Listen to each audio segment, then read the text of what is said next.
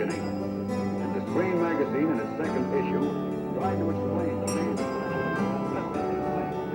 and he wanted to know that what he could do if they would in greater cities become a monument to the courage and faith of the unschooled Americans.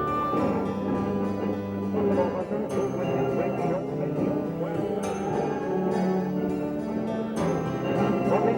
I want to welcome you back to our continuing series of interviews with veterans from World War II, the Korean War, from the Vietnam War, and perhaps other later wars too. This is a project that is being produced by the really capable Ali Bazette over at the Senior Center. If you're a veteran or you know a veteran whose story you think should be told, and even if there's a shy one, Ali can be sometimes convincing.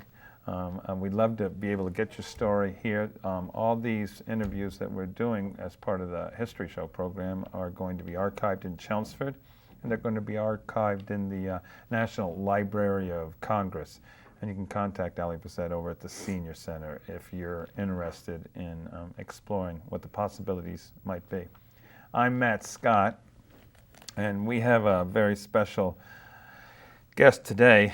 John Hipson is his name. He's a Chelmsford resident, a longtime resident, and he served 20 years in the United States Army. If you can maybe get a picture of him here. He also served in what had at one time become known as the, he's a good-looking guy there, young John Hipson in Korea there. He served in the Korean War, sometimes the forgotten war. We hear a lot about World War II. We hear a lot about Vietnam War. And John, welcome to the show. Thank you. For some reason, first of all, we don't hear as much about the Korean War. My father served in the Korean War. A lot of people did. We had a lot of casualties. We had a lot of soldiers there. Why is it that you don't think we hear so much about it? I think many of us just came back and got right back into the mainstream. You know, I think the country itself was acknowledged out. I mean, World War II really had just come to a close, and there were tons of parades, tons of statues, you know, and all that. And I just think that the country as a whole sort of said, hey, this was just a little snap, you know, and there wasn't a lot made of the men that returned from Korea. Yeah. And so most of us just said, well, you know, get on with the life, you know, as best we could. Well, John, let's get into your background a little bit. You are a Boston kid. You grew up in Boston, Massachusetts. That's correct. And you attended high school where? I went to the High School of Commerce, which is no longer in existence, of course. And that was located right in Boston. And the year that I was supposed to graduate, I joined the Army. I don't know, the patriotic adrenaline started flowing, and so, but I got a diploma anyway. You did? The school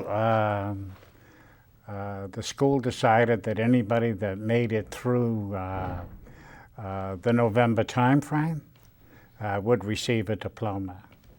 So my mom and dad went to the graduation ceremonies and picked up my diploma. Oh, great. While I was over in Korea. Now, but tell me about your family growing up a little bit, just to get a little bit of background. My dad was a professional chauffeur. He chauffeured for doctors and lawyers, and later on he became a truck driver for a big medical supply place in Boston. One question, it might seem silly. Do you remember what kind of car he drove as he chauffeured around? First car he had was a 1936 Ford two-door sedan. Okay.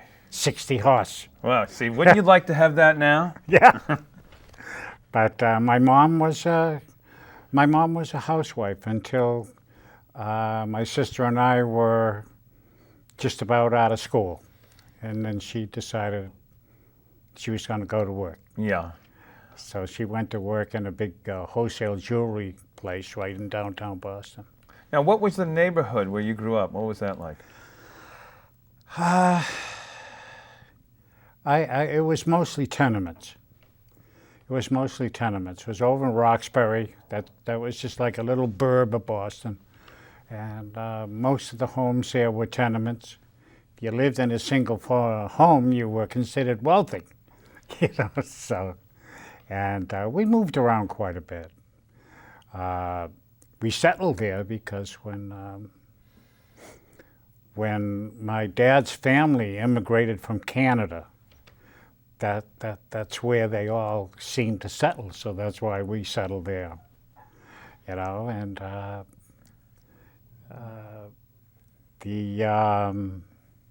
the family was real tight back then, as you well know. That, you know, there was one apartment where there were 2 generations living in the same house, you know. Yeah. So, but and the schooling was decent, I would say. The Boston school system at that time was decent. You know, we walked to school, no buses. Yeah. You know, walked no to matter school. how far away the school was, Yeah. you had to walk. How far were you walking? The last school that I went to, probably back and forth, was 2 miles. Okay. Now, you were also growing up during World War II. You That's were a kid correct. growing up, maybe watching some of the newsreels. And Well, like I said earlier, radio was the big thing. You know, Edward R. Murrow and Lowell Thomas kept you well informed of what was going Sure. on. And at night, I mean, now, you know, the kids, they sit around, maybe they got the computer here, they Yeah. got the TV over here, they got Yeah. the headphones here, they got the CD player over there and stuff. There, when you were growing up at night, when you finished your business, One the radio. family would turn on the radio? Yeah, and everybody would just sit around the radio and listen to whatever was on. Listen to it. Yeah. Because, and I mean, there's no picture. Yeah, there was no picture and everything, and I guess the picture was in your mind. well, it let your imagination really run around a bit when you were listening to radio. You know, because you had to conjure up the ideas yourself Sure. of the pictures that you were hearing. And so every night you would listen to the news from the war. And But it didn't take over radio like our latest events take over the TV.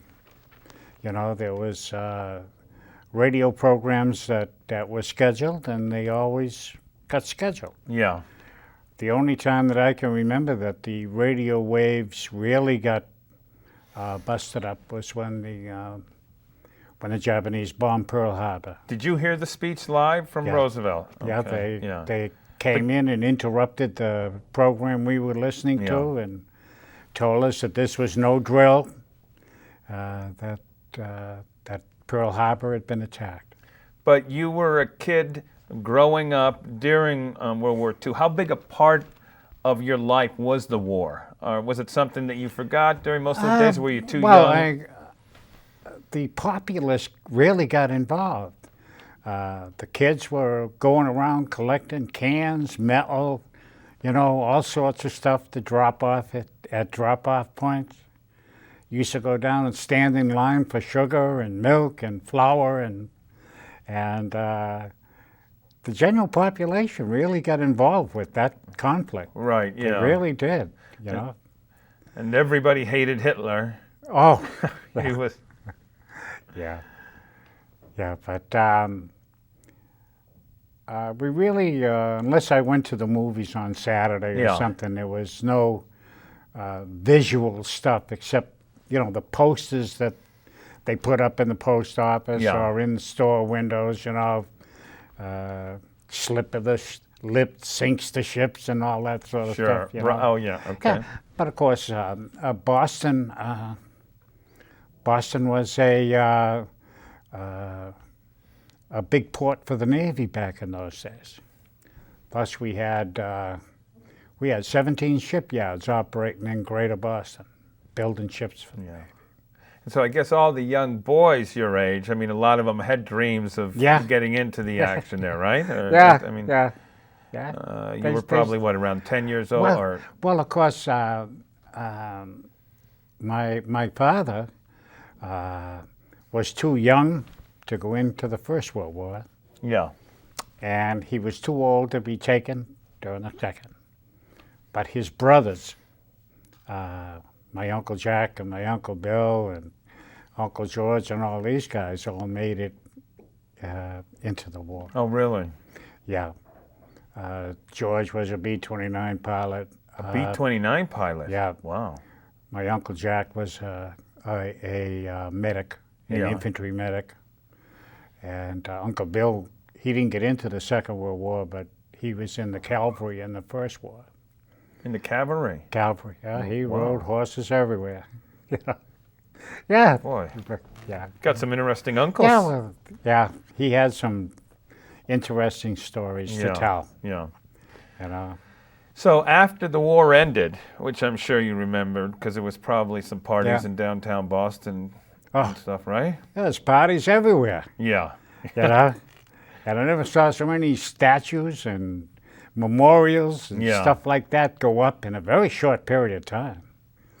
You know, and the veterans were all welcomed with open arms. Sure, you had. You know, Yeah. you walked into a pub, you couldn't buy a drink. You Yeah. walked into a restaurant, there was somebody buying your meal. You know, it was Yeah.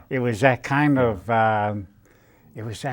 a scenario back then. Now, between World War II and the Korean War, you were in middle school and in the high school. I was in high school. In high school. Yeah. What was happening with high school kids at that time? I mean, that's kind of a period, kind of I forgotten would say period. probably it was really, it was no different, I don't think, than what's here today as far as a curriculum or the way things handled. The only difference is back in those days, there was plenty of corporal punishment. Oh, there were in the Oh, schools. yeah, you wised off in class, the teacher come over and punched you right in the mouth. You know, and there was no running home to dad getting a lawyer or anything. Right. Well, because you go home to dad, he punches you Because in he the mouth. rapped me dead, you know. But most of the schools in Boston had a military drill program. 2 times a week we had to go into school with a uniform on. We practiced marching, practiced the manual of arms. Twice a year they had this huge, what they called us, the schoolboy parade down in right downtown Boston. They closed off I don't know how many streets in the city, and of course each high school was competing with the other one to You'd have see marching. who was the You'd best. have basically parades down. Yeah. Marching parades. Yeah, Yeah. yeah, I'd never even heard of that. yeah, yeah. They used to. It was a dynamite time. Now you must have taken to that because obviously, I mean, you went in to the military Yeah. when you were a junior. What year was that when you did join up?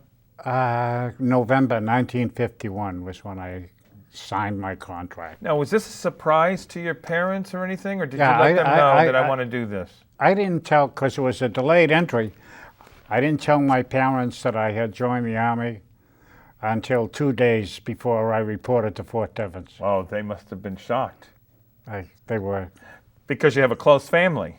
yeah. Well, my mother was kind of Well, out of curiosity, how old were you when you joined? 17 and a half.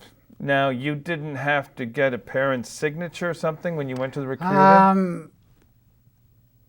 I don't really recollect that I had to have that for some reason. Or maybe you walked Yeah. out around the back Yeah, and signed it right. yourself? I've maybe done an in run around that or something, but Do you remember actually, out of curiosity, was there a recruiter that came to school, or was there No. somebody, or you just walked No, in there and said, I want to join? I got a bee in my bonnet. I went right down to the Boston Common to the U.S. Army recruiting office. The chap for the Army recruiter wasn't there. The Air Force guy was there. For half an hour, he tried to get me to join the Air Force. But I had an uncle that was, at that time, was a full bird colonel in the Air Force, and I didn't want anybody pulling any strings for me, you know. Yeah. I didn't want to end up being a general's orderly someplace. Sure, sure. The recruiter was shocked when when he came back from lunch or whatever and found me still sitting there, you know. And So you told your parents 2 days before Yep. you reported to basic training. What was their reaction? my mother screamed and yelled, I think, for 2 days. You know, she thought there was some way she wanted to write the congressman or somebody to try and erase my name Yeah. off my contract. My dad was very receptive. Had you had any second thoughts? No, never had second thoughts at all. My Uncle Bill, he was still living at the time. He tried to give me some advice. He said, John, don't get captured. He says, whatever you do, don't get captured. Yeah. And that was his advice to me. And his parting gift was a plug of Red Man chewing tobacco. Ah! I was never so sick in my life. Oh, really? You were not a tobacco Oh, I chewer. had to try it. You did, Yeah, yeah. Right. But it did not become a habit. No, never smoked. Smart. Yeah. Now, where'd you report to basic training? Down to Fort Jackson in, I want to say March. March? Yeah, it's March.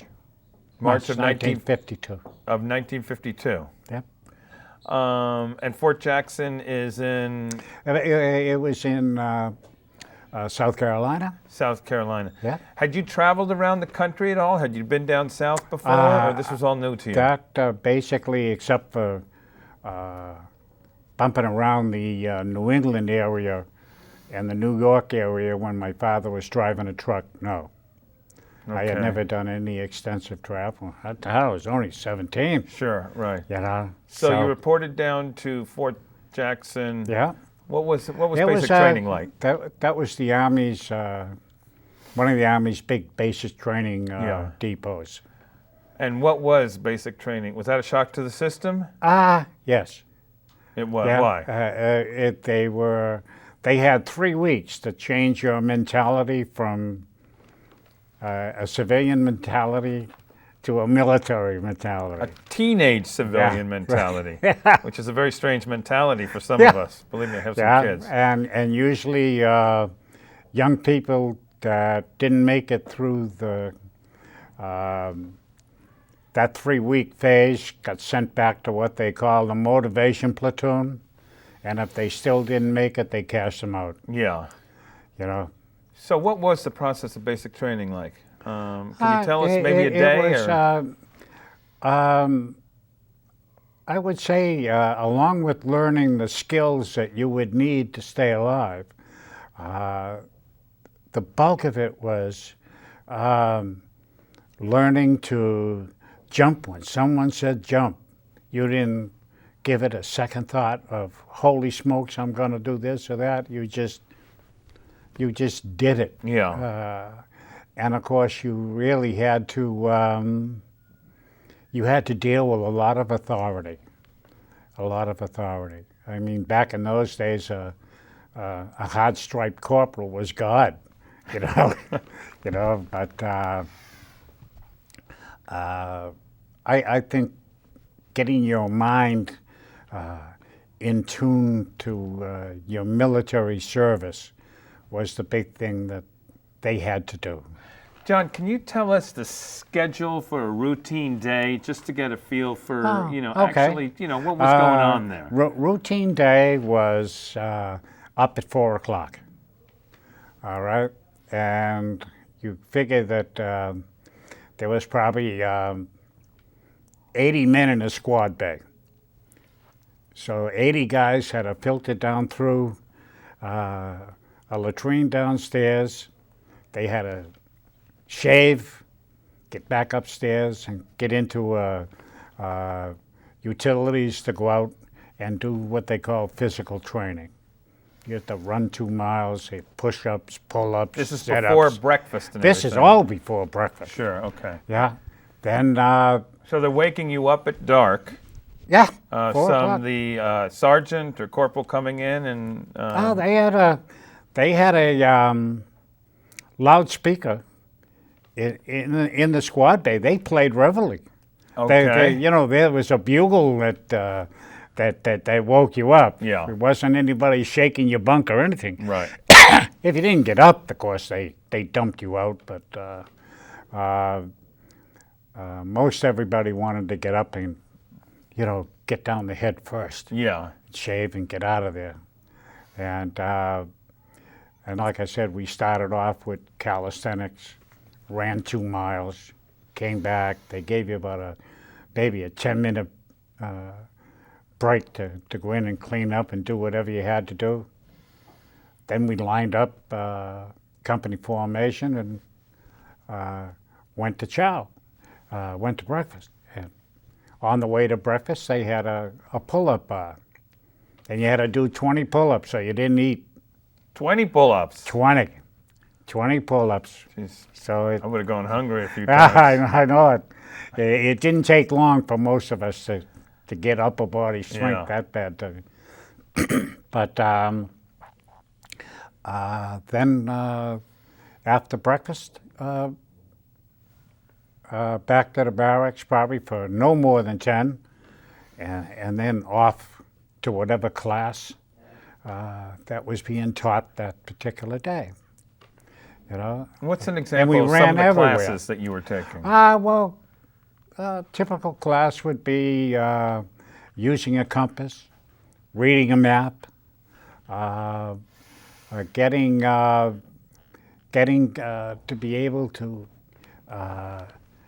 field strip and repair small repairs of all the weapons that we would likely to be using in our career, in the Korean War, because even at that time, I mean, I think that the ratio was 5 out of every 10 that went through basic training made it to Korea. Yeah. How long were you in basic training for? 16 weeks. 16 weeks? Yeah, the basic now is not that long, but it was 16 weeks. And I believe this picture right here, is this you at... Well, that was in Korea. That was Camp, okay. That was Camp Lucky Strike We'll hold in off Korea. on that one a little bit. Yeah, I don't have anything from basic. After you went to basic training for your 16 weeks, what happened to you then? We graduated. We were now officially soldiers. Okay. Yeah, we were non-persona for 16 weeks. Yeah. So that was Yeah. kind of a relief, Yeah, for sure. yeah. Then we walked over to a big bulletin board, and they listed all the assignments Yeah. of where you were going. Okay. And once you found out where you were going, then they sent you over to a travel office. You picked up plane tickets and so on and so on. And seeing that I was going to Korea, we flew to Camp Stoneman. Okay, let me just get this. Before you found out you were going to Korea, did you know a whole lot about Korea, or had you been hearing about it? Never heard about it at all until I got into the Army. Yeah. Never. But it's since then I've really delved into it a lot. While you were in basic training, were they talking about it? Were most of you going to Korea, or just a small percentage? I would say better than half of that basic training company was sent to Korea. Okay. So you were assigned to Korea. First you said you went to Fort Stoneham? Well, we went to Camp Stoneman. Stoneman. It was a big transfer depot out in California. Okay. They didn't give you any other further schooling in any specialties yet at that point? That's why basic back in those days was 16 weeks, because you got everything. Yeah, that is now basic training, I think, is something like 8 weeks, and then you go to whatever specialty that you're going to pick up. You go to their school, and you can spend a fair amount of time in preparing for your military career. By the time you finished basic training, did you feel comfortable with the Army? I mean, Oh yeah. so you thought that you had made a good I decision. was going to go over there and win the war all by myself. Did you get to talk to your parents or see them before you left Camp Stoneham, or when I got out to Stoneman, I called them. Oh, okay. So you didn't get to called them. have a little leave up No. in Boston for a week or a little bit before you were shipped out. They had what they called delay en route. If the airlines would mess around with your tickets, sometimes they'd give you 2 or 3 days at home. Now, was this the first time you had been away from home also? No. Oh, okay. You Oh had been no. away another time. In my younger days, I used to work on farms or golf courses up in New Hampshire. Okay. You know, the day school ended in Boston. I was put on a train at North Station and sent up country. Now, you made a call from this camp, Camp Stoneman. Yeah. Stoneman in California, to your parents say, I'm going to Korea. Well, they knew that I was okay. going to Korea. They just didn't know when. And Yeah. I'm sure it must have been particularly hard on your mother. And it probably was. It probably was. You know, it was. I think it was harder on. Well, she's my wife now, but back then, she was just my girlfriend. Oh, wow. Yeah. You guys have a long relationship. Oh, she broke up like crazy. She claimed I went in the Army just to get away from her, you know, which was not true. Yeah. Which was not true. Sure. But This was a high school girlfriend who later became... became my best friend Yes. and my wife and all of that. Mother of 3 beautiful children. Yes. Ah. Yeah, 3 beautiful daughters. Yeah. Yeah. How did they ship you off to Korea? Did you fly or No, by boat. by boat? And that was, we got on the ship and stretched across the ship that divided the ship in half was this big 4-inch rope. And it, on the bow end, U.S. Army. On the fantail end, Princess Pat Regiment from Canada. Okay. Okay?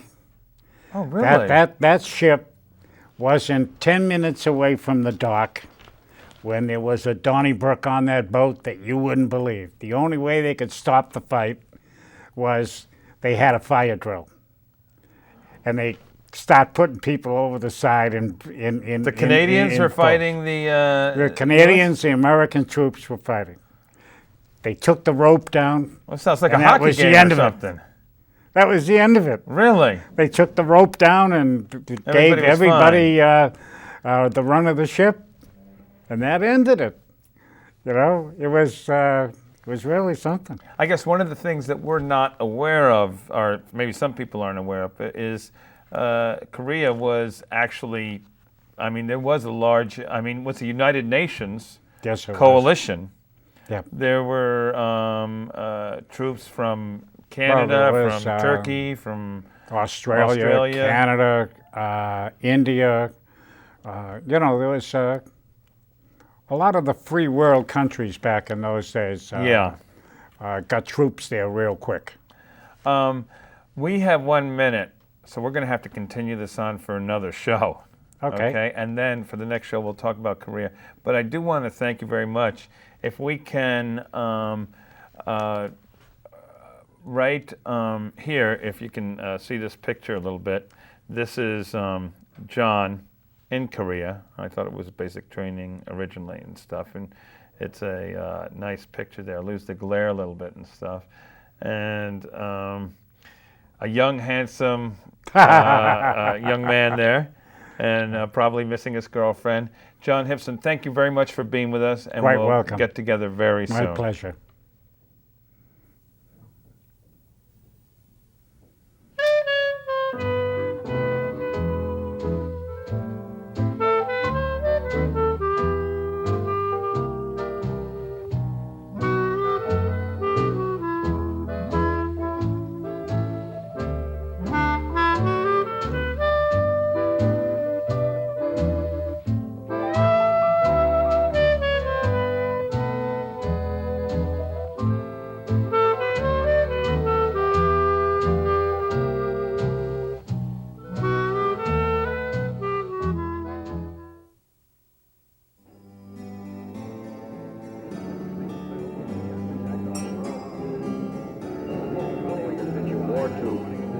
rationing. And the Screen magazine, in its second issue, tried to explain to me the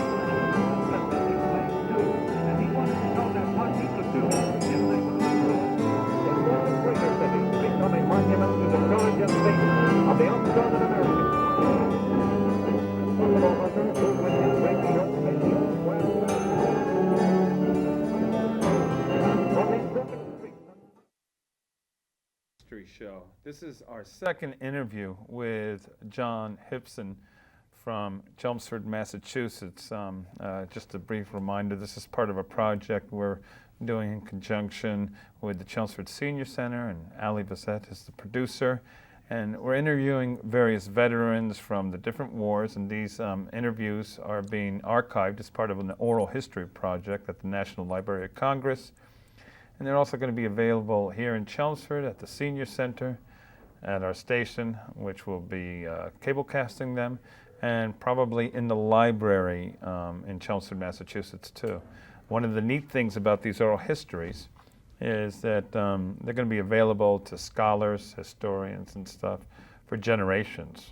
Perhaps 500, 1,000 years from now, they'll be on hard copy, and I think it'll be a great resource for these future scholars and historians. And we have a lot of really interesting people. Our guest today for our second show with him is John Hipson, and you can see right down here, John Hipson was at the, there he is right here in the Korean War here as a young man, and you just saw him as he looks now. He still looks pretty good. It's I don't know what vitamins he's taking, but I want to get a few of them and stuff. I mean, you look remarkably young. It's amazing that that you were in a war 50 years ago. Yeah.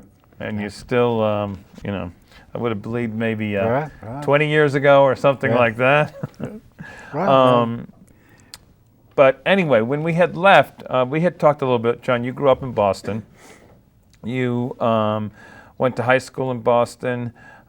You surprised your parents in your junior year of high school by letting them know 2 days that you were shipping off. You had joined the Army, shipped off to Fort Jackson. When we finished up, you had completed basic training, and you were in Korea. Well, actually, you were on a ship. Right. You had just you were on a ship, and you had just the Canadians and with some Canadian soldiers and U.S. soldiers, and they had been fighting a little bit till they pulled down the rope that divided you. Why they put up that rope in the first place is probably somewhat of a mystery. Who knows? Sometimes the headset does things like that. Yeah. But there was no hockey playing or anything like that. Nope. So how was the rest of the trip from California to there? Well, of course, there was an awful lot of folks that had never been on a ship. So, of course, there was a lot of folks that were seasick, But had you been on a ship before? I've been on fishing boats. Okay. But never a big ship like that. Yeah. And how long was the trip to Korea? It was 8 days. 8 days. Yeah. Where did you come into port? We came into what they call second major port. It was in Yokohama, Japan. Oh, Yokohama. Okay, so you went to Japan. Yeah, Japan first. Okay.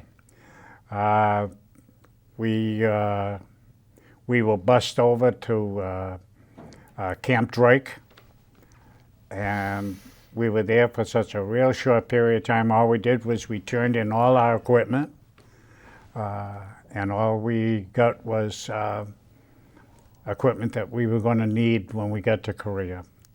When you said that you were in Japan for a short time, how short a time? I think it was 3 days. Oh, 3 days. So just you 3 days. Yeah. We were all issued brand new M1 rifles. Went to the rifle range with just 8 rounds. And they told us, it says, even if you don't hit the bullseye in 8 rounds, you're still going. But, and then we were issued all the field gear that we were going to need. Yeah. Now it's strange. You had gone over there with other field gear and a rifle too, or? Yeah. Then from Japan. We got back on the boat and came in at Busan to Okay. Korea, Now, what part of Korea is Busan? right down the southern tip, The southern tip. all the way down the southern tip of the country. Okay. And so when you arrived in Korea, what was that like? Wow. You know, I mean, the first thing that you looked at, there was no building standing. See, the North Korean army had already been sent packing, but the effects of that part of the war were very prevalent. There was no vegetation hardly, everything was blown apart. The native population were living in anything that they could lay their hands on, cardboard boxes, pieces of metal. They were just surviving the best they could, you know. So There was no houses standing. There was nothing. what was the weather like when you got there, out of curiosity? It was typical summer weather like we have here. Their climate basically is where, if you follow the meridian right around, they're basically in the same pattern as we are. The only thing that happens is that the winters are extremely cold, Yeah. and they have a monsoon period for 2 months. Yes. Now, did it seem a very alien culture to you, too? Not so much then, because all you were doing was going from one depot to the next. You know, every time you made a stop, you found out a little more where you were going to be finally assigned. Okay, so at this point, were you assigned to a certain division, Not yet. battalion, company? Not yet. No, you were just a nameless just- private. Uh, Well, not nameless, but you were just. That's correct. And then somewhere back in my basic training, I had identified something like 3 code letters correctly on a questionnaire. So they asked me if I wanted to go to radio school. So I figured, oh, this is going to be Japan duty, back to Japan. No Sure. way. Oh, no. way. No way. About 2 miles behind the MLR, they set up this communication school. And So they did train you in a new specialty. yeah. Instead of right away, instead of being an infantryman, they trained me in a little bit of radio operation Yeah. and wire and stuff like that. And How long a period of training was that? I don't think I was there a month. They crammed. They crammed probably a 6-month course into 1 month. You know, you were constantly in a room listening to code or doing something. Yeah. You know, for almost like 16 hours a day. At this point, were you assigned to any division, or did you know No. where you were going, or anything like No. that? No, Okay. this was just something that the Army had set up. Okay. So you. So then after this was completed, I was assigned to the 223rd Infantry of the 40th Division. So off we went again to another depot, you know, and stayed there for about a day, and they took us to what was then Division Rear of the 40th Division. And I got to meet the supply sergeant of our regiment. And the only thing I kept was 6 pair of socks, my canteen, my web gear, field jacket, rifle, and helmet. Everything else was stored back there in a duffel bag. Yeah. So I went up on the line with just a barest minimum of stuff. Where were you finally assigned to?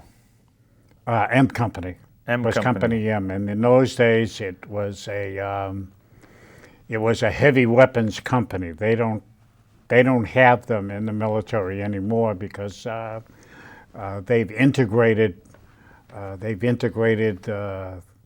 those types of weapons right into every platoon. But back in that period, all the heavy weapons were owned by one company. Okay. Well, when you're talking about heavy weapons, what do you mean? We're talking about 4.2 mortars, 80 millimeter mortars, 50 calibers, recoilless rifles, and that sort of thing. And then we were spread out throughout the whole battalion. Well, which battalion was that again? The 223rd Infantry Regiment, but we were in the 3rd Battalion. Okay. And this was at what year? This is 1952. 1952 still, okay. So what was going on at that time? At that time, the particular area that we were in, we were on some very high ground that the Chinese wanted. Do you know what area that was? Hill 795. Hill 795. And what part of Korea was that? Geez, I really couldn't. I couldn't tell you Okay. that. I really don't. I didn't remember all the little towns and everything that we. But Hill 795, and tell us about that. And it was high ground. It commanded a view of a very large hunk of terrain. And of course, the Chinese wanted it. Yeah. And we wanted to keep it. So that was the basic scenario of that particular time frame when I first got there. Then they decided to leave us up on that hill all winter.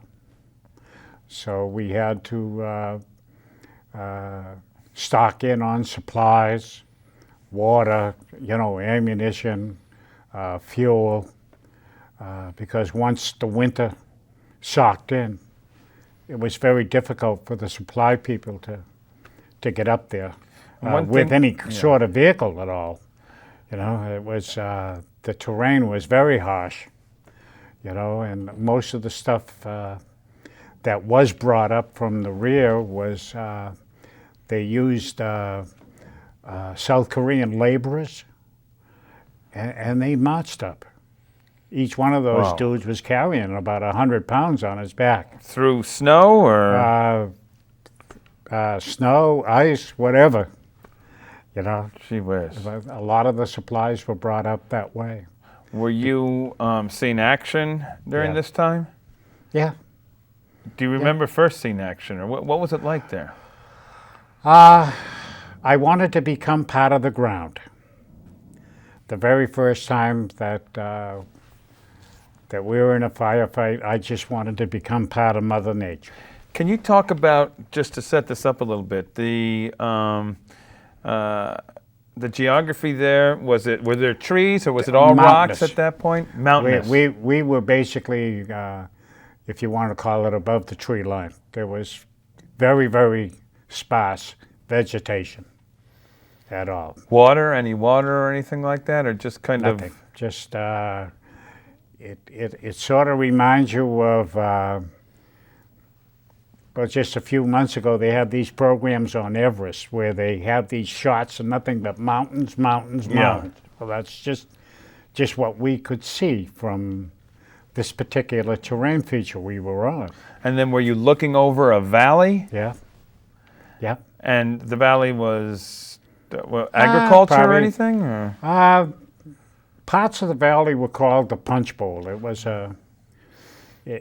a terrain feature that almost looked like a meteor had dropped straight down and formed this great big bowl-like terrain feature with mountains all around it. And now, a particular soldier like yourself, were you stationed? Were you always like basically in one place there? Or, I mean, No, like I explained, being with the Heavy Weapons Company, we were always moving. Okay. We sometimes went out with infantry patrols with what they call the BAR. Being a radio operator, I got to be a radio operator with a lot of patrols, and I mean, this sounds a little bit, in some ways, almost like World War I, where you had kind of a line. Were you moving? There was a regular. There was a regular trench. I think, if I could be wrong, but I think it was called the Wyoming Line. And that trench ran from one side of that country to the other. And you didn't, I mean, did you try an attack, or did you get, I mean...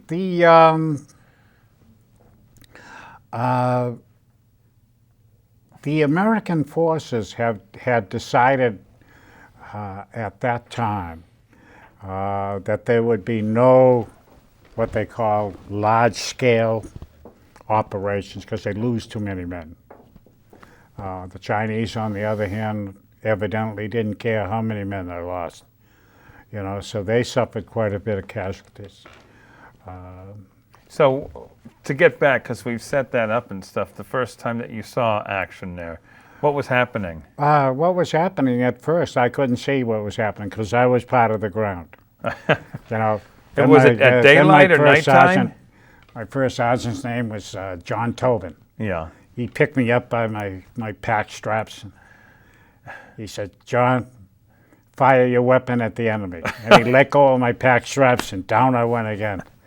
And he picked me up again. It wasn't probably that kind of fear didn't leave me probably for about 3 weeks. Yeah. My platoon leader, Grady Freimeyer, gave me this little patron saint thing to wear. And probably for a couple of minutes, we stood right there and prayed to the Lord to look over me. Yeah. And all of a sudden, my adrenaline from the left side of the brain started pumping in, and I was okay after that. Now, when you would see action, what was happening? Were there just mortar attacks, or were actually... No,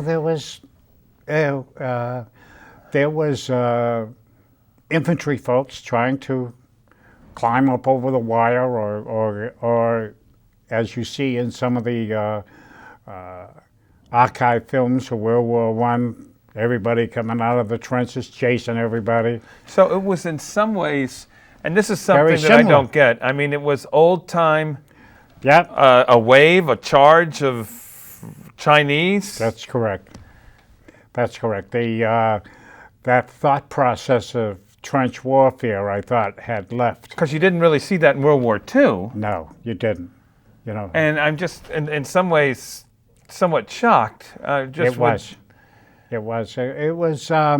You had to realize that all during this time frame, the Americans, the North Koreans, and the Chinese were trying to come to a peaceful settlement.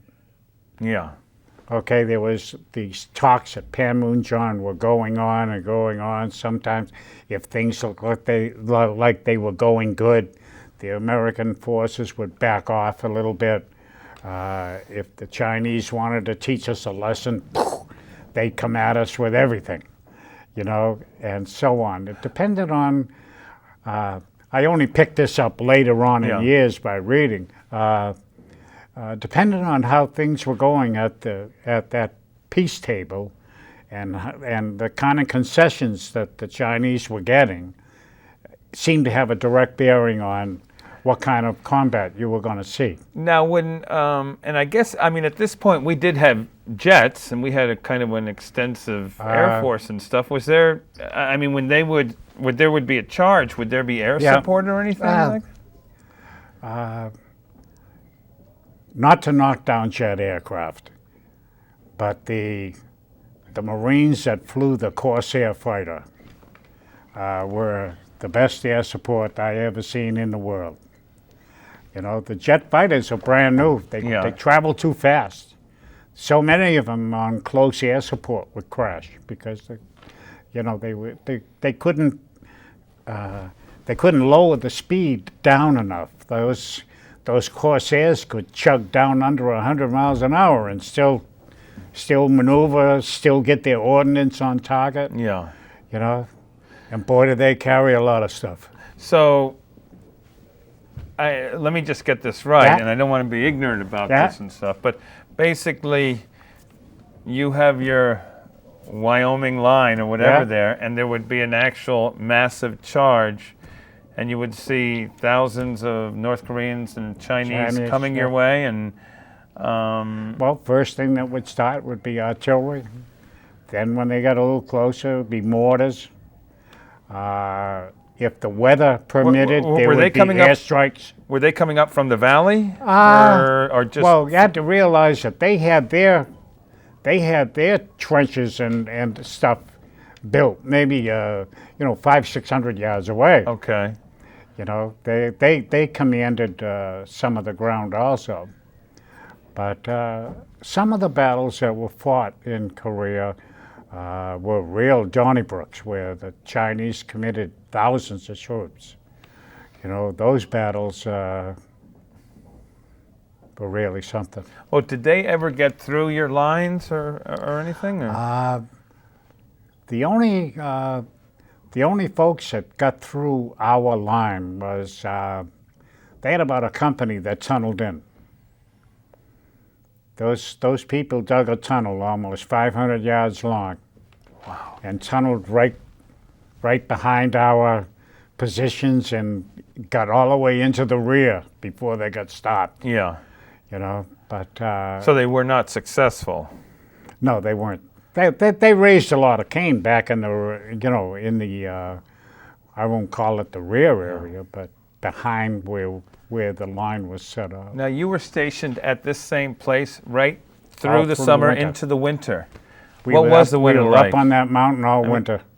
So that had to be tough. I mean, you were not living in any type of a heated barracks or anything like that. I'm afraid not. It was we had what we call a sandbag bunker.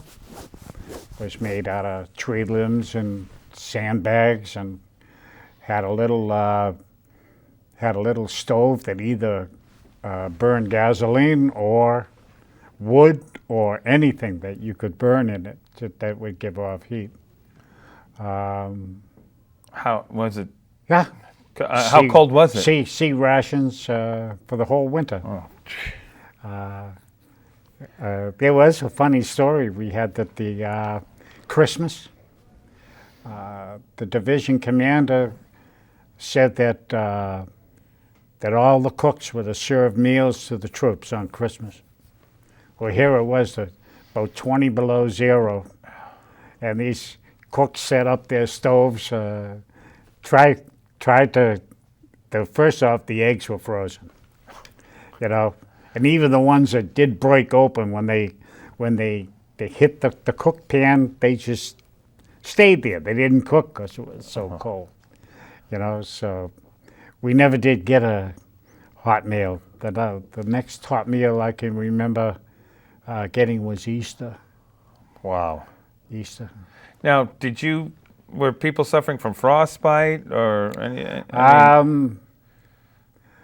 When we first got up there was a lot of what they called frostbite. But then the battalion surgeon put out a message to all the companies that he was going to let the corps man, not him, cut off any frozen toes. There were folks that would take off their boots, douse their socks with water, and lay their feet outside and freeze them, figuring they'd get a free ticket out of there. Yeah. And that sort of stopped it. How was morale during the winter? Well, morale was, for where we were, the morale was decent. Yeah. The morale was decent. Down the mortar platoon, we had three guys who could make home brew out of anything. Uh-huh. Aha. So that's what kept you warm a little bit. I mean, it was really great. They made sure that everybody in the company got a little spot of that at least once a week. Now, at 20 below, it's freezing. You're probably having some difficulty sleeping at night. Was there, I mean, were they still... You never take your clothes off. Yeah. Were you still being attacked at the same time, too, or? There was a lot of patrol action back in the dead of winter. Yeah. There was sort of like a nonverbal agreement that we had with the, I would say, the enemy troops. You know, if we saw a bunch of Chinese troops around a barrel trying to get warm and they had a fire going, we wouldn't shoot at them, and same thing the other way. It was just so cold. So you stayed at this hill. What was the name of the hill again? Just 795. 795. You stayed there through the winter. That's correct. Till what finally happened? We got relieved off that hill in March. Okay. That's when basically most of the ice and snow had melted. Yeah. And then they could use transport to, to get up and down the mountain. You must have been really relieved. Yeah, going into regimental rear was nice. Yeah. And did you go anywhere from there, or? What they call division rear. In Yeah. other words, the regiment was put into what they call the division reserve. Yeah. In other words, the other two regiments were online, and we were back in relative safety. Did you have to go back into action again? Yes. You Oh, yeah. did. Yeah. You know what we're going to have to do, though? We're going to have to talk about this next time. All right. One of the things that we're dealing with, I can't believe how time flies. I've got to say, you're a great talker. I've also got to say congratulations to you coming up to your 50th wedding anniversary, too, which we talked about at the last show. You and your wife, if your daughters are out there, hopefully they're going to have a nice the kids are going to take the Radisson Hotel by storm. And your wife was patiently, your wife-to-be was patiently, perhaps hysterically, waiting for you back home in Boston. Yeah, she had to get on with her life, too, know, when I was in the military. Yeah. She really, truly did. In fact, I wanted to stay in. Vietnam was just starting to cook back in those days. In fact, while Jan was down south, the regiment that I was with was tasked to go in and relieve the French Foreign Legion troops that were surrounded. Oh, really? But Eisenhower decided not to do it. But for 4 Dien days... Bien Phu, that base that eventually fell. Yep. The 05 Regiment from the 82nd Airborne was tasked to go in and relieve these people. So in a way, her stubbornness against military life probably saved my bacon. Now, I should say also very quickly, you're a member of a group that meets over at the Lowell High School sometimes as an educator for kids. We do a Tell-America program. A Tell-America program. Yeah. And the name of your group is called the Korean War Veterans of Greater Lowell. The Korean War Veterans of Greater Lowell and stuff. And that's neat, because I know you do love working with the kids. I do. And you certainly do have some great stories to tell. John, thank you very much for being with you. Okay. We're going to have you back one more time. All right. And just to finish up this discussion that I find really interesting. Thank you for your service also, too. You're quite welcome.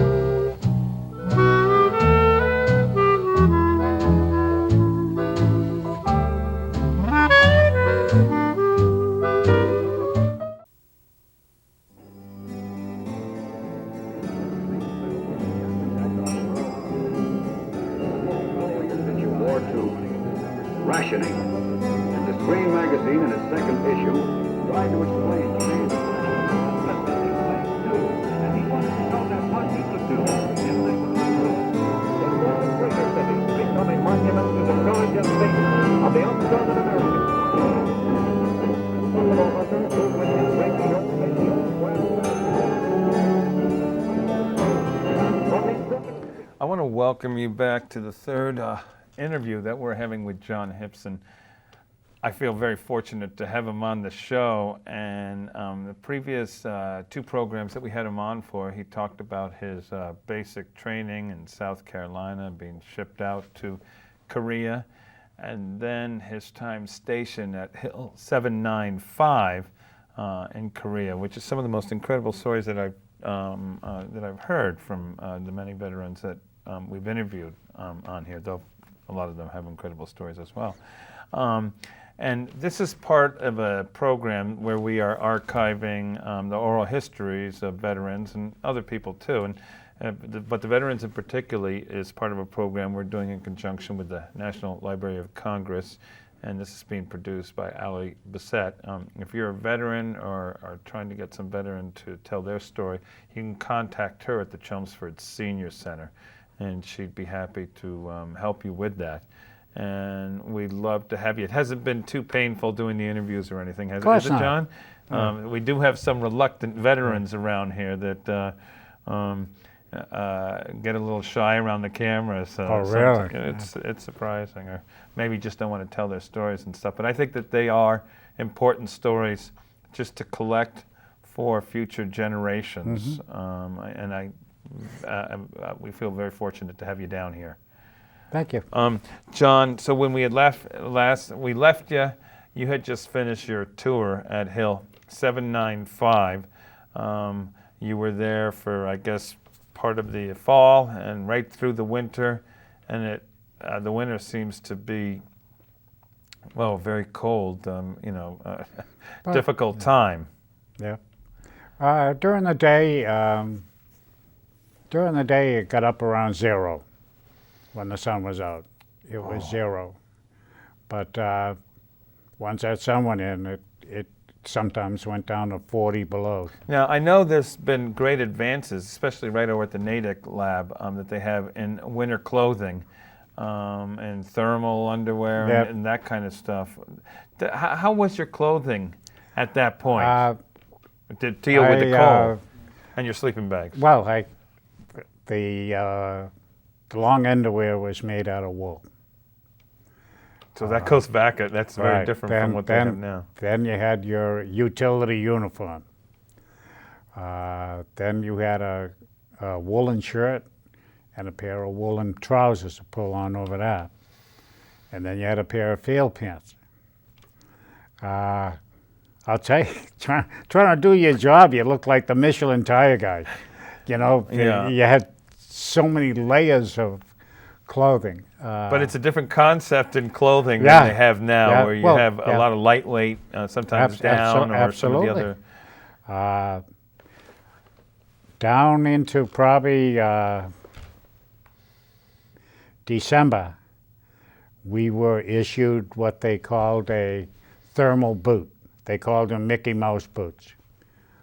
The greatest thing since sliced bread, I'll tell you. Oh, really? Oh, they kept the feet, as long as you were moving around, quite warm. Sure. Trench foot and frozen feet almost became a thing of the past when these boots were issued to the troops. But before that,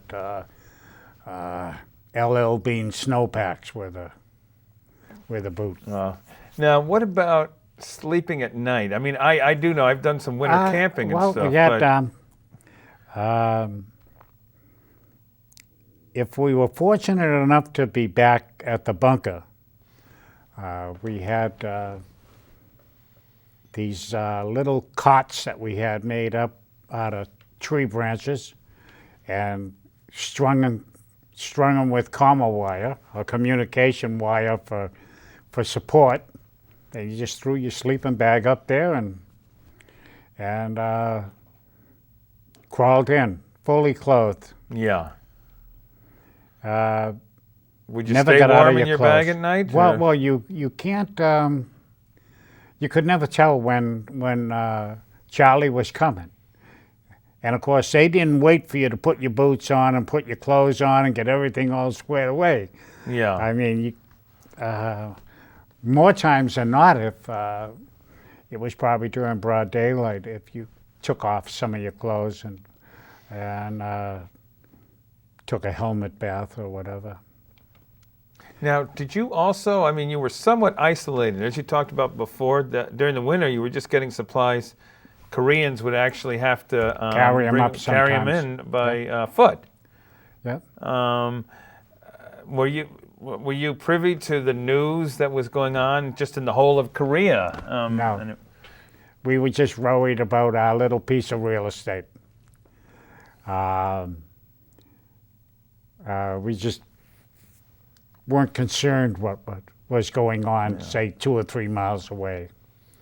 You know, it wasn't until you get down into the rear areas where you started picking up information on what was happening, you know, on the whole continent as a whole. But normally, infantry soldiers are just concerned about their own squad, 3 or 4 guys on either side of them, and that's their main concern. And that was for the whole of the winter in some ways. Yeah. Well, but can you tell me this? I asked you this about your basic training, but during the winter, I mean, day after day after day, what was a routine? I mean, was there a routine day? First off, the big routine was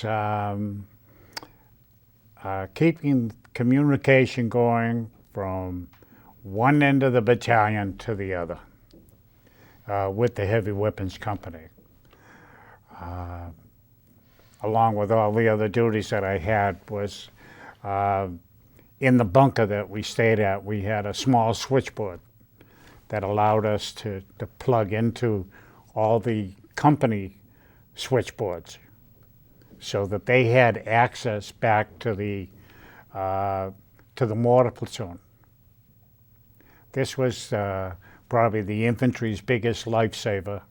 When they were out on patrol and they got whacked, they needed some support real quick. The mortar guys were the guys that bailed you out. So each company had to be able to communicate back to our mortar platoon. And you were in radio. I mean, that was... Well, not so much. You were not a radio operator? Radios didn't work. It was too cold. The batteries froze. Wow. So basically radios during the winter were almost non-existent. So what was your job most of the day? Wire, field wire. Okay. You had to string So it the was like field wire phones. all along, and when trucks ran over it, you had to go out and repair it. Tanks ran over it. Back to our mortar platoon. And you were in radio. I mean, that was... Well, not so much. You were not a radio operator? Radios didn't work. It was too cold. The batteries froze. Wow. So basically radios during the winter were almost non-existent. So what was your job most of the day? Wire, field wire. Okay. You had to string So it the was like field wire phones. all along, and when trucks ran over it, you had to go out and repair it. Tanks ran over it. Artillery or mortar rounds could blow it out.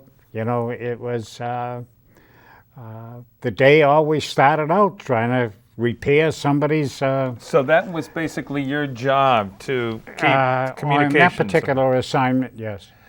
Let me ask you something else. Just with the equipment, a battery, as you say, would go dead. In that type of cold, does everything else, do the mortars function? Does everything else function okay? The weapons seem to work fine. Okay. The vehicles, you didn't shut them off. In the real cold weather, they just stayed on idle. The Jeeps, the trucks that we had up there, the tanks, everything continued to run. The battalion stockpiled what they thought enough fuel. You know, to get fuel, sometimes you had to roll a 55-gallon drum, maybe 1,000 yards down the road to get it to where you needed it. But for the most part, if you shut your vehicle off and the block cooled out, didn't start again. Now, do you remember you talked a little bit, basically during the day John, would spend your time trying to maintain Yeah, your communications network. Well, we had a platoon of men that was scattered along the whole battalion. Yeah. They were all doing the same thing. I wasn't doing this all by myself. Absolutely. Yeah. How about the general feeling during the day, as you know, as the day turned into a week? I mean, initially you talked about your first 3 weeks there. There was a lot of fear. There you were was. exposed to action and stuff like Yeah. that.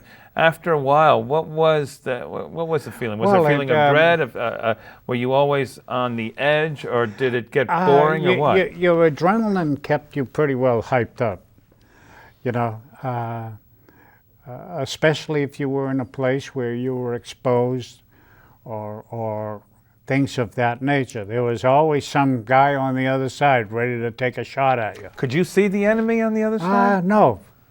Okay, No, so more times than not. Yeah. Unless they made a run at the wire, you didn't see these people that were shooting at you. You know, they were in a concealed position or whatever. Like if I had to repair a line at night, I mean, holy smokes, I'd be sitting up on the edge of the trench for crying out loud with a flashlight stuck under my arm. Now here I am, a beacon. You know, trying to do my little thing, and you could hear the snaps going by. Sure.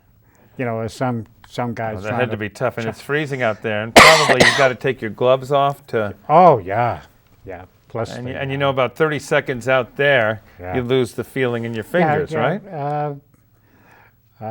Basically, you could probably repair one strand of wire, and then you had to stick your hands back inside your clothing to warm them back up. Now, one thing I didn't ask you, were there Korean, any villages around you there? I mean, besides the people bringing you supplies, did you see At Koreans? this particular location, no. Okay, so I guess we can call it desolate.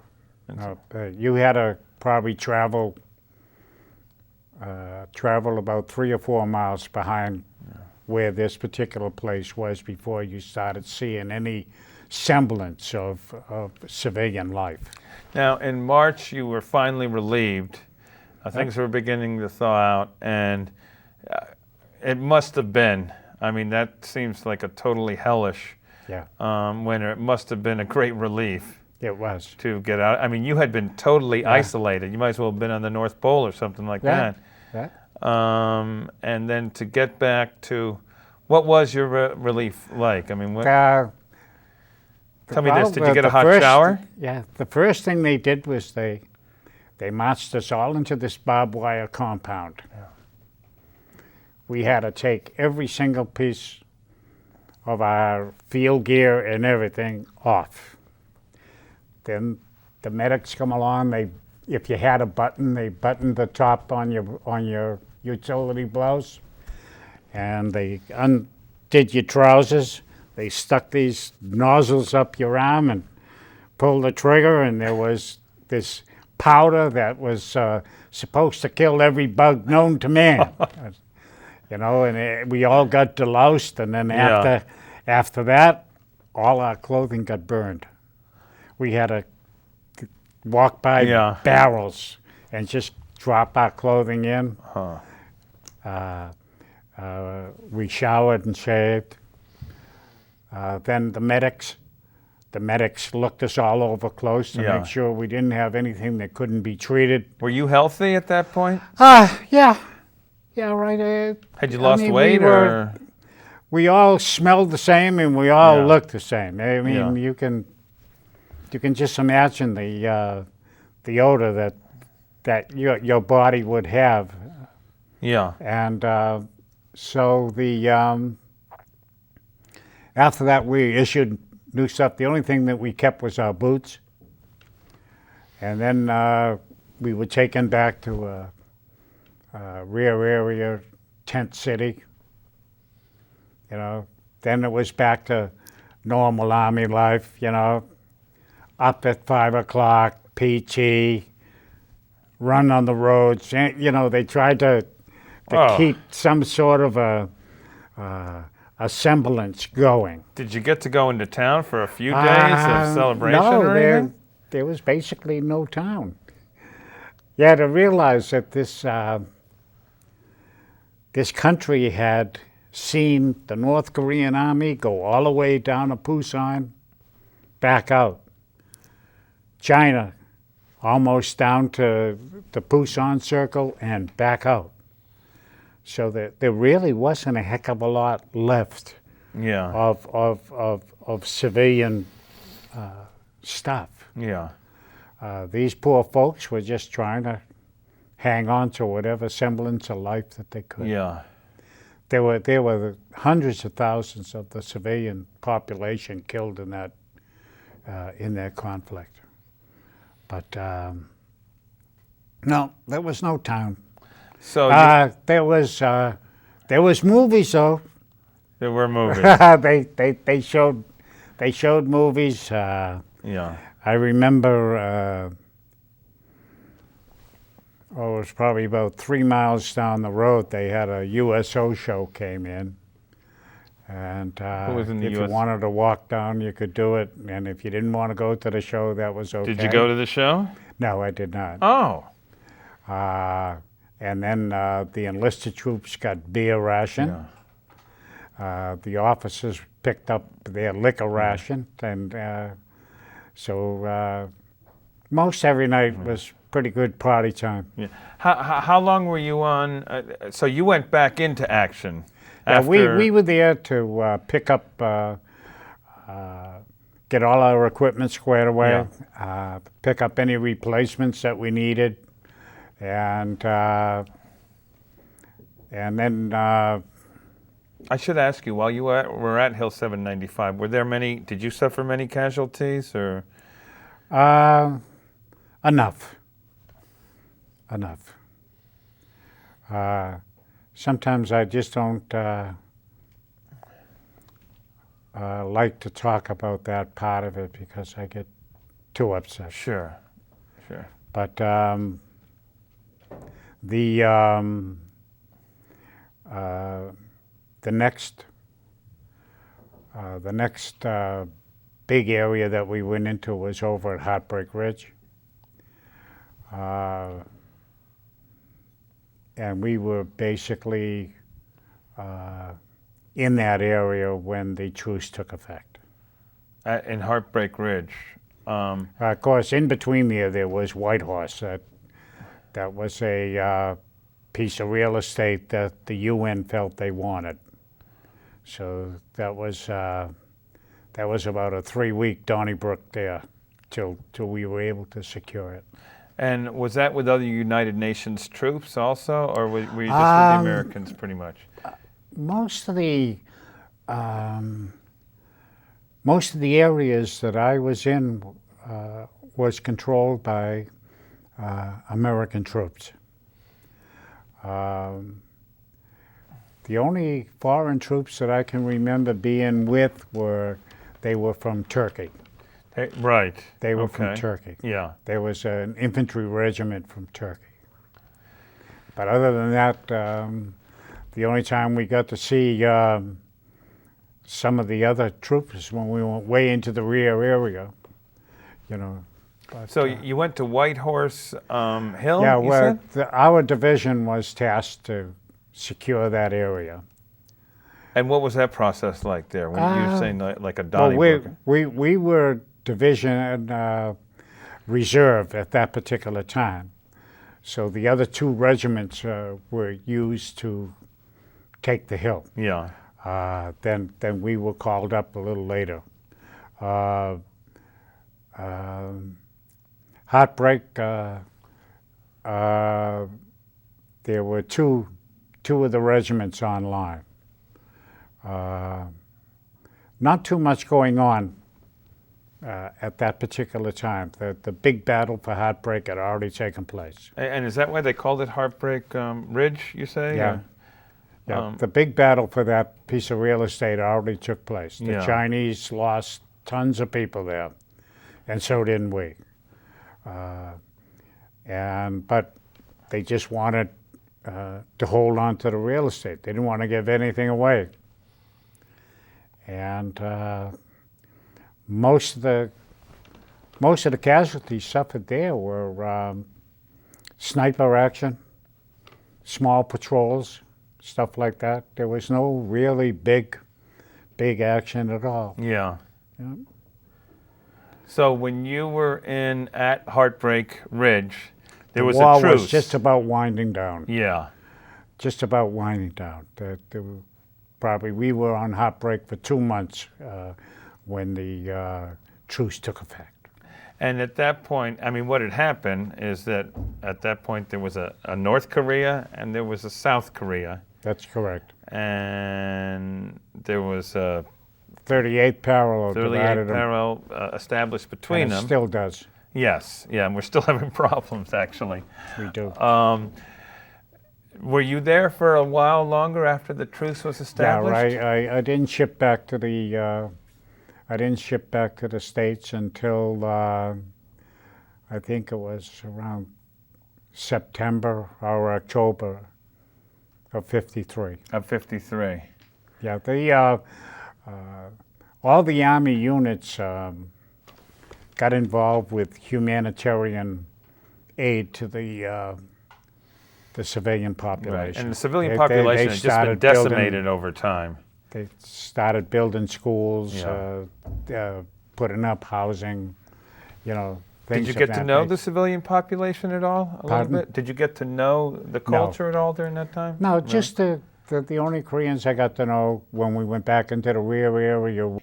Yeah, all the Army units got involved with humanitarian aid to the civilian population. Right. And the civilian They population had just been started decimated over time.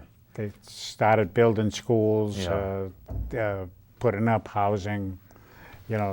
Did you of get that to know nature. the civilian population at all? A Pardon? little bit? Did you get to know the culture at all during that time? No, just the only Koreans I got to know when we went back into the rear area that, of course, worked inside the compound. But these folks, they couldn't speak English. I couldn't speak Korean. Yeah. But it was a country that had just been totally annihilated, really. Yeah, very tough. So But- it must have been great to get back to the States. Amen to that. I had a real dynamite feeling when I sailed under the Golden Gate Bridge Yeah. coming back. Did you go back with your platoon or No, because the 40th Division stayed in Korea to 1955. Okay. How come you So- got the? So we just troops were sent back piecemeal back to the Okay. States. In other words, the whole regiment didn't go back as a unit. I think that was probably some of the reason why there was no big parades or big hellos or whatever, because the folks didn't come back as a unit, Yes. Right. So anyway, but when I flew over those gas tanks over there at Savin Hill, I wanted to jump out of the plane. Boy, did I get pumped up there. Let me just ask you something. The guys that you were stationed, particularly at Hill 795, you must have gotten pretty close with some of the guys a lot there. of them I mean, we did. You went through. But there's a little thing that takes place with military people that once you separate, unless you're real close by, you don't really get to bond that much with each other. It wasn't until 3 years ago that I met up with Milton Korn. Who was? He was in my platoon in Korea. And he was with you at 795. Yeah. Where'd you meet up with him? Oh, it was a meeting. I really I can't put my feelings Well, into how'd words. you get it? I mean, was this something you pursued, or did you locate well, each other? It or what was happened? it was the 223rd Regimental Reunion. We have it out in Las Vegas every year. And I was just standing there talking with a group of people, and I heard this name. I picked this name up from over here, Milton Korn. And I excused myself from the people. I walked out in front of this guy and said, "Hi, Milty, I'm John Hipson." He looked up at me and said, "So?" So. So. I went back to my room and got these pictures. You know, And and is I not those, the other one. these And I right over brought here. that picture back. It's on the other side. Yeah, And I said, that's hard to see "Okay, there. Milty, there we are." Wow. And All of yeah, us. there's a little picture that we'll insert a little bit. I'm telling you, it was Wow. so great. So the last two reunions. Did he remember you then after he showed the picture? After that, he did. He did. Yeah. What was he doing now, out of curiosity? Health-wise, he's not doing too good, but him and his wife are doing fine. What part of the country? did he- Chicago. They In live in Chicago. Chicago. He has Yeah. a insurance business in Chicago. But so it's kind of when you left there, I mean, you kind of immediately lost track of a lot of these guys. I to did lose track later of a lot of reunions. people. But then there were friendships that I made in other assignments, Sure, yeah. you know, and then my, Because you decided to stay in the Army. yeah.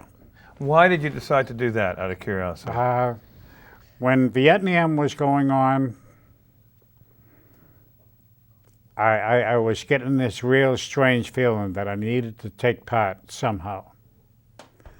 So in 1974, I went back into the 187 Brigade, which was right here in Lowell. Oh, you mean you had gotten out for a while? I had gotten out for a while. when yeah. when did you get yeah. out? Yeah, 1955. Okay. Yeah, Jan sort of said, choose the Army or choose me. You know, Okay. I got to be both.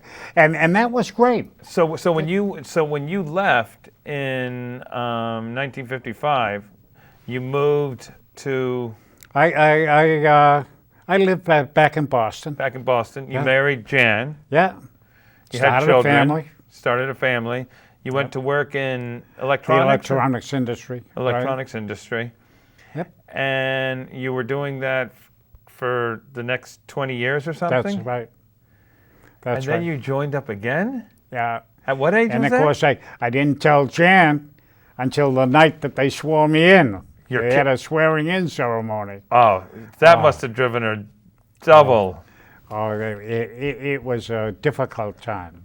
I should say that they are still having their 50th wedding anniversary. But it was a difficult time. How long did Jan- you stay in when you went in? 20. 20 years? 20 years in the reserve program.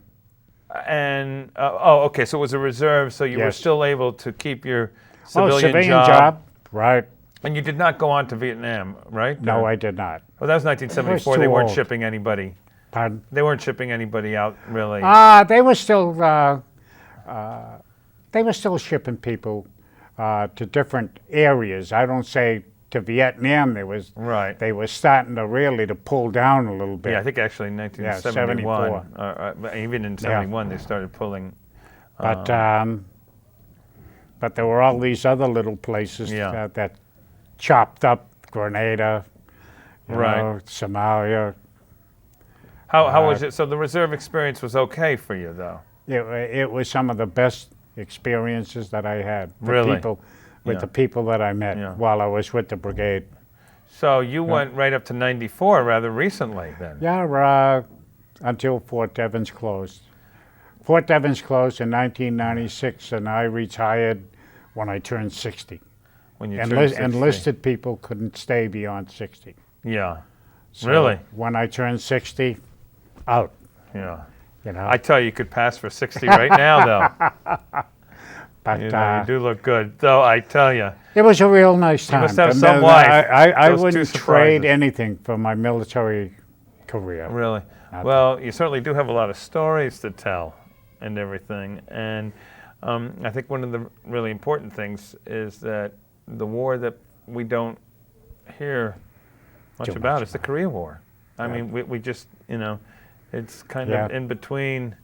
The Vietnam War went on for years and years. And, of course, World War II was a world war and stuff. But I really do thank you for your service. This is some of the most interesting conversation I've had in a long time. And I mean, you came out looking great, and I think it's also wonderful, the program that you and the other vets are doing with the children and stuff as Yeah. an educational process. Yep. I think it does keep you young. It But does. do your wife a favor and don't go joining up again. She's got to have a break,